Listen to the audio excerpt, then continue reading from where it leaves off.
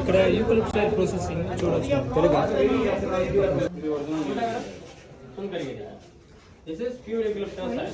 తెలుగు.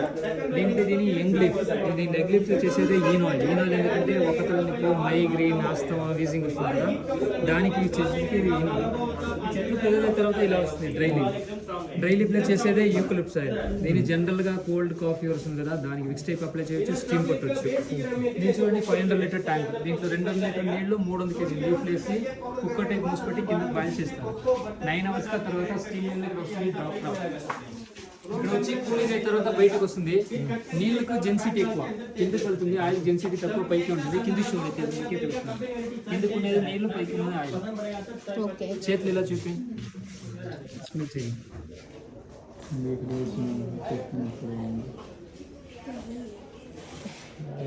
వాళ్ళని మూసింది కదా.